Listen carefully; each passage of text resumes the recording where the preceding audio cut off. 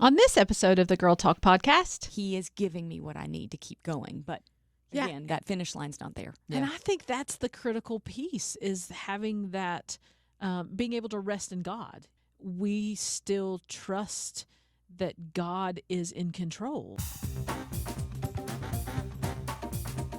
Hello there. You're listening to the Girl Talk podcast. My name is Carol. I'm Kelly. Hey, I'm Tricia. And we would like to say a very special thank you to Compassion International for their support of this Girl Talk podcast ministry. You can learn more about them and sponsor a child if you text the word child to 1-800-293-1069. Today we're going to be talking about being weary. Anybody been weary in your journey? How do we run the race with endurance? This question kind of popped into my head as I knew we were preparing for this. Why do we always want the struggle to be over quickly when we know that the fruit comes in the perseverance? Because who likes struggle? Yeah. I don't like struggle. Yeah. I'm a little lazy when it comes to that kind of stuff. But the result of struggle is often growth, right? I think we've all agreed in former podcasts that the times that we experienced the greatest amount of growth was in a struggling, difficult time. Sure. Yeah. That just seems to be the way that we as believers grow, and yet we don't want to. We want whatever we're going through to be over quickly. Right. Why is that, do you think? Because I think or at least I'm thinking about the present. I'm not thinking about the future. I'm just dealing with what is happening to me right now. If I'm weary, I'm discouraged, I'm struggling, I don't want that. Yeah. So I don't have the forethought about the future and what God's doing. Right. Yeah. Unless I make it a point to think about that. Yeah. Yeah. We want comfortable. We want easy. We want what we know when we have, struggles. It's things we're not familiar with, and I don't want anything I'm not familiar with. Right. That's Something we didn't come up with. yes, something that wasn't my idea. Yeah. I mean, who wants that? That's Right. yeah.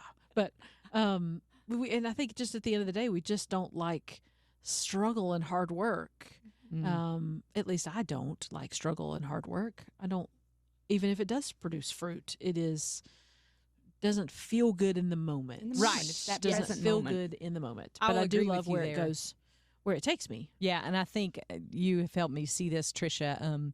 When you work out and you lift a weight and you're just like, I cannot wait for this to be over. The benefit comes at the end, not at the beginning. Yeah. Right? You got to go through that. You got to go breaking through it. down part to Yeah. grow stronger. Absolutely. So let's go ahead and define endurance. What do you think it means? What words come to mind when I say the word endurance? For me, I think about athletic stuff. Yeah. I actually, it's been decades, but I ran a marathon one time. One time. That's awesome. Yeah, I didn't know it is you'd awesome. done You know that. Yeah, one time. I know you'd done all those crazy Spartan races, I know. but running a Yeah, those marathon are too, that's awful. But I think about endurance because you can't do that without endurance. But that took me 5 hours of running. Wow. And so I think about I don't think I could do anything for 5 hours. you can. No, if I you, can't. you don't just get up and do it that one time. Okay, so let's go okay. here. This Okay. is where I'm going with the analogy, though. If you're going to run a marathon, there is a very strict Structured. to your preparation. Yes, right? absolutely. There's training. Yeah. You don't get up and run a marathon. Well, our friend Laura does, but Yeah, but most of us she's- don't do that. Yeah. It takes months or even years to run something like that or to do something like that. And it does take training and it does take structure, and you do have to think forward. So I guess it is a good analogy for that. I was just thinking about the running of it and how you have to keep going. You have to find a way to keep going. But that goes even a little bit further in it, that you have to think forward. You have to plan. You have to train. You have to put yourself through structured periods of pain. Yeah, and am I right in saying that there are incremental changes to your schedule as you grow to be able to do that in its entirety? Yes. Because you what have is to it, plot out the time. 26? It's 26.2 miles, I think. Okay. And so, you got to first do a 3-mile run, and you got to plan for that. What that takes to prepare for it, to recover for it. Then you move up. Maybe it's 5 miles, or then it's 6 miles, and so that whole period of training involves preparing yourself for what you're going to do, doing what you're going to do, and recovering from what you're going to do, and that just grows in stages. Sure. Until you get to those big numbers. And I think that our spiritual lives are like that. The small incremental battles that we win on a daily basis help us to endure over time. I like that. Yes.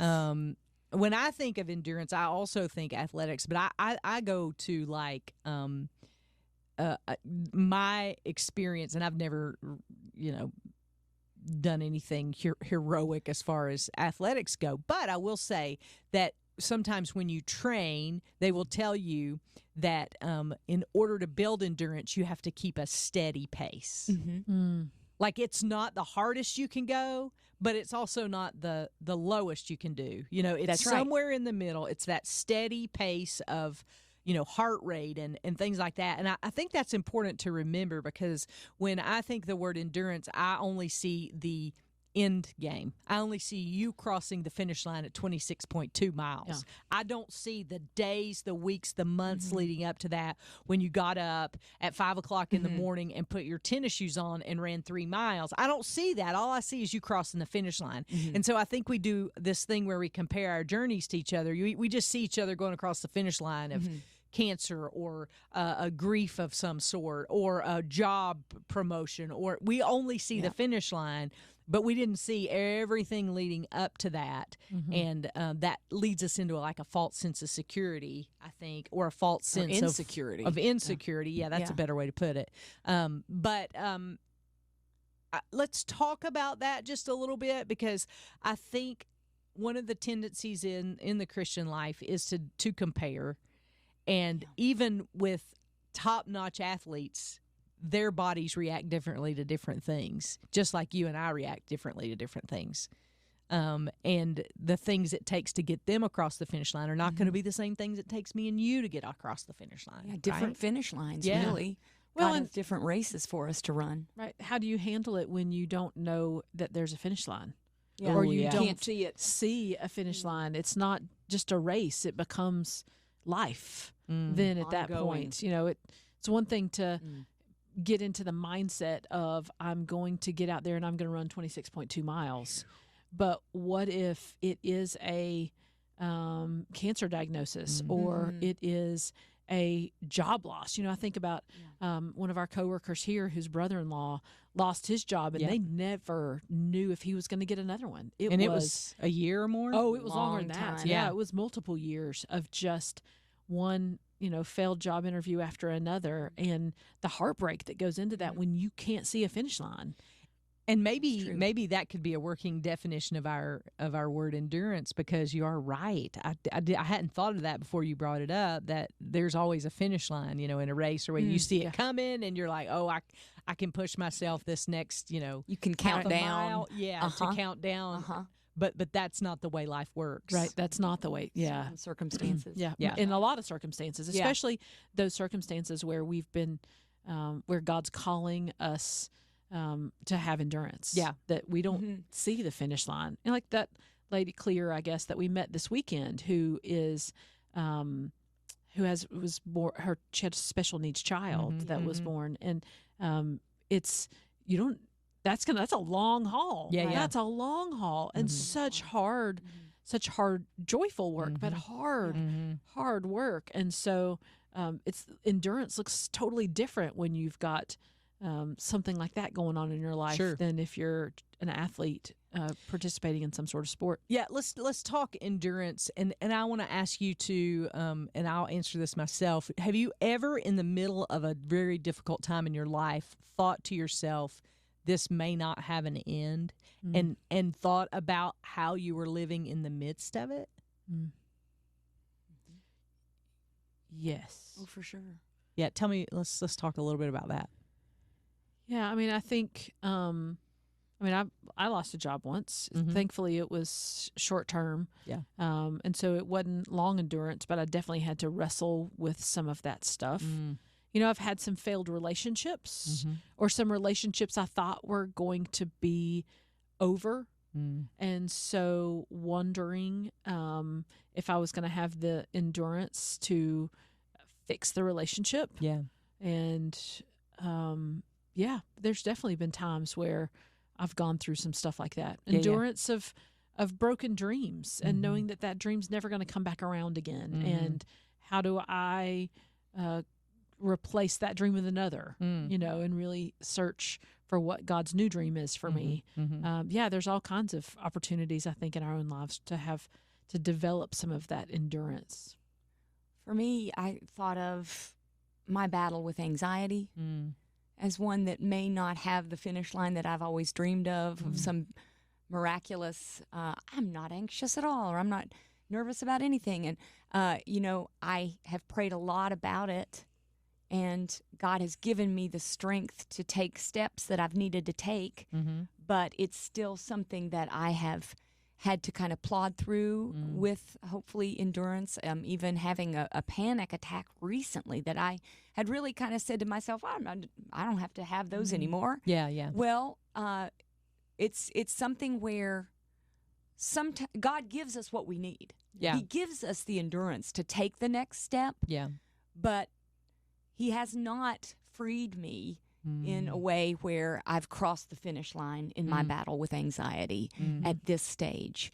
He is giving me what I need to keep going. But again, that finish line's not there. Yeah. And I think that's the critical piece, is having that, being able to rest in God, and know that God's going to take you through all those moments. The next step. The next step. Yeah, whatever it is. If there is no finish line, we still trust that God is in control and that God is, He sees us.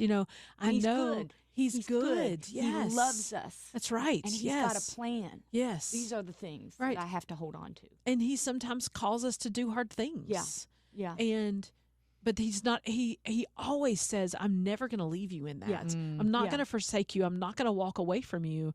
If I'm going to have you do hard things, if I'm going to, if I'm not going to remove the pain of anxiety from you, Tricia, I need you to know I'm with you in this. I'm going to sit right there with you and put my arm around you. And, I'm with you in this, and I'm never going to leave you. And we have to rely and rest on God in all of that. Yeah. I'm wondering, and maybe I'm drawing an assumption that's not there, but when there seems to be no finish line in sight for whatever our struggle is, it seems to me that God is trying to teach us something about Himself in that. I would think that's true. Yes. I mean, and it just hit me when you said, there's no end in sight. And I think we always want to focus on getting the prayer answered. For instance, if you have cancer, you always want healing, and that there's nothing wrong with that. But for some people, they pray and anxiety's gone. For other people, they struggle with it over time, and what we tend to do is to think, oh, well, she's one of God's chosen people because she, just anxiety just went away. Yeah. But could it be that in the midst of the struggle, God is trying to teach us something about Himself and trying to deepen our relationship with Him in that? For sure. Think about Paul in the Bible, who prayed to have this thorn in his flesh, whatever it was, removed. And God said, no, I'm going to show you that I'm with you and that my strength is enough for your weakness. And so, yes, I mean, in that moment, He said to Paul, you're going to learn something about me. I'm not going to take this away right now. You're going to learn something about me. And that's going to be more powerful than if I take that I just removed this thorn. Oh, yeah. When I think about the Israelites being lost in the wilderness for 40 years. I would have made an incredible Israelite. Oh, well, I would have lost, forget. Yeah, I would have lost my mind. Yeah. Not having a finish line, not knowing if I would ever make it to the promised land. But in that, God was showing His faithfulness time after time after time, over and over and over again, and showing His trustworthiness. Yeah. And that, those crazy Israelites, as forgetful as they were, that they could always depend on and run back to God in whatever was going on. Because if we're healed of something in the moment, then it's just that something. But if we learn a character of God, then it goes throughout our entire lives and all of our experiences. It's so good. I don't know why, but I've just never thought of it in terms of endurance, being the catalyst for those relationship kind of things with God. I don't know why it never struck me that way, but I was just like, man, it seems like there's a correlation between the struggle and the endurance piece of what we go through. I just started laughing. It made me think, based on what you said, I'm like, spending time with God is carbo loading. He gives us, Right. he gives Give us me the some bread. energy we need. He is the bread of life. life. Yes. So true. You That know, made me think about that, though. Another thing I was thinking about too with endurance is that we're all mamas. All three of us are mamas. Maybe you're a mama too on the who's listening to the podcast right now, and we have to have lots of endurance to be able to raise our children and go through all the different seasons of life that they're going to bring us. And one of the things that I've found that really helps with my endurance, in addition to just relying on God every single moment, is reminding myself and finding the joy in each moment of whatever it is I'm going through. That it may, the struggle might be real. The struggle might be more difficult struggle than I've ever had before, but finding the joy in it, finding the hope in it, finding God in the midst of the circumstances, whatever it is that you're going through, helps with that endurance to focus on those joy-filled moments and look for each one in whatever season you're in. I might have this totally off, but I think the Bible calls it hidden treasures. That's good. Yeah, I like that. I like that. For me, building endurance, that's good. I'm going to do that too, is being aware of what I'm telling myself. Oh, yeah. Because what I'm telling myself is going to have a direct input on how I am able to keep going or not. Yeah. Do I tell myself, I'm done, I'm cooked, I can't do this? Or do I tell myself, God's got the strength to get me through? Reminding myself of God's promises. When I did that one marathon years and years ago, there's a mile 16, which is typically known as like the wall if you're running a marathon. And I know we're talking about there in a marathon there is a finish line, but you're aware that in mile 16 things are going to start to fall off. You're going to get exhausted. No, that's the typical time when you run up against the wall, you boink, you don't have enough calories. So what do you do in mile 16? How do you prepare yourself for it? You got to have those like jelly beans or some kind of a cliff protein block, something to kind of get you through. But for me, I memorized scripture. And so I knew that at mile 16, I was going to repeat the scripture about walking, not be faint. I memorized Isaiah. that scripture and I repeated it to myself over and over and over again. He shall run and not grow weary. He shall walk and not faint. He shall run and not grow weary. He shall walk and not faint. And I literally, for 1 mile, repeated that scripture until I got past this particular wall. Do you know what's so good. very interesting, and it hadn't struck me till just you were talking, is that we've talked about the critical journey, the spiritual life, and all those things here on the podcast before, and one of the things in the critical journey is the wall. Yes. And it's not, it's, kind of after you've done your thing as you've come to know Christ, and then you're learning about Christ, and then you're serving, but then you hit the wall. It is a very real thing. And so I think it's a very real thing. The analogy also, works for our spiritual lives, because we hit those walls at times. And in those times, what are we going to do to sustain us through that period of time where we can be solid foundation, firm, not moving at all when we come to that wall. And get to the other side of it and keep going. Because there's still more to do on the other side of the wall. Absolutely. Whether it's another, 10 miles, 10.2 miles. Get me doing math. She's doing math again. Stop it. Or it is, the rest of our spiritual journey that we're going on with God, or the rest of the whatever struggle we're going through that we're having to have endurance for in the first place. There's always another side to that wall that you're going to run into. Yeah. So Scripture tells us to run the race with endurance. What does that look like in your life? Are there ways that you have endured through whatever hard God has you going through right now? We'd love to hear all about those. You're welcome to email us at Girl Talk at thelightfm.org. You can also get in touch on the Facebook pages. We would love to hear from you. Yeah, and this, again, a very special thank you to Compassion International for their support of the Girl Talk podcast ministry. We love you guys. We encourage you to sponsor a child of your own, dear listener.